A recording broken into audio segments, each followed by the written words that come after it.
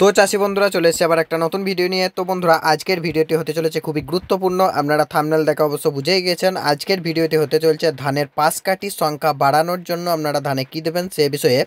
তো যে সমস্ত চাষিরা ধান চাষ করেছেন অবশ্যই আমাদের আজকের ভিডিওটা দেখবেন। তো আজকের ভিডিওটা দেখলে আপনারা কিছু না কিছু উপকৃত হবেনই, কিছুটা হলেও কিন্তু কিছুটা উপকার পাবেন এবং ধানের পাশ কাঠির সংখ্যা বাড়বে।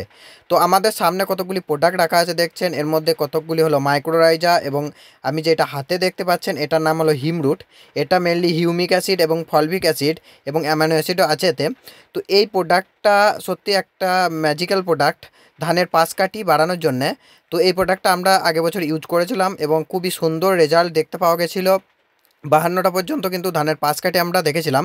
তো এটি আপনারা দেখতে পাচ্ছেন এখানে কি কি আছে, এখানে কি কি আছে সেটা এখানে দেখা যাচ্ছে। তো আমি আর ডিটেলস কিছু বলছি না, ভিডিওটি বড় হয়ে যাবে বলে। তো আমরা এটা ইউজ করে দেখেছি যে ধানের পাশ কাঠি অবশ্যই এটাতে কিন্তু ধানের পাশ কাঠি ছাড়ে মেনলি হিউমিক অ্যাসিড এবং ফলভিক অ্যাসিড আপনি যদি ধানে ব্যবহার করেন তাহলে ধানের শেকড় বৃদ্ধি করে এবং ধানের শেকড় বৃদ্ধি করলে ধান সুস্থ হয়, ফলে ধানের পাশ কাঠিও বাড়ে।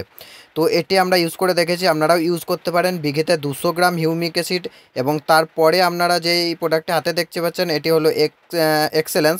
তো এটিতে কিন্তু 12% শুধুমাত্র হিউমিক অ্যাসিড পাবেন। তো এছাড়াও আমাদের এখানে যেই প্রোডাক্টগুলো দেখতে পাচ্ছেন এগুলো হলো মাইক্রোরাইজা। আর আপনারা বিভিন্ন কোম্পানির মাইক্রোরাইজার নিতে পারেন। বিভিন্ন কোম্পানির বিভিন্ন দামে বিভিন্ন নামে মার্কেটে বিক্রি হয়। তো যে কোনো কোম্পানির মাইক্রোরাইজা আপনারা বিঘিতে 2 কেজি করে যদি দেন তাহলে অবশ্যই কিন্তু আপনাদের ধানের ফলন ভালো হবে এবং ধানের পাশ কাঠির সংখ্যা বাড়ে। মাইক্রোরাইজার কিন্তু মাটিতে খুব ভালো রেজাল্ট দেয়। তো আপনারা মাইক্রোরাইজা ইউজ করতে পারেন এবং হিমরুট আপনারা বিঘেতে 400 গ্রাম কিন্তু ইউজ করতে পারেন। তো হিমরুট দেওয়ার সময় আপনারা অবশ্যই জলটিকে কেটে কাদাতে ছড়াবেন, না হলে কিন্তু ভেসে এক জায়গায় লেগে শুধু সাইডের জায়গাগুলিতেই কিন্তু আপনাদের পাশ কাঠি ছাড়বে এবং মাঝে কাজ হয় না। ওই জন্য হিমরুট ছেড়ানোর সময় সবসময় জলটা কেটে কাদাতে ছড়াবেন। তো বন্ধুরা আপনারা কিন্তু এই প্রোডাক্টগুলো ব্যবহার করলে অবশ্যই আপনাদের ধানের পাশ কাঠি বাড়বে। তো আজকের ভিডিওটি এই পর্যন্তই। ভিডিওটি ভালো লাগলে অবশ্যই চ্যানেলটিকে সাবস্ক্রাইব করে পাশে থাকা বেল আইকনটিকে প্রেস করে রাখবেন এরকমই বিভিন্ন ইনফরমেটিভ ভিডিও পাওয়ার জন্য।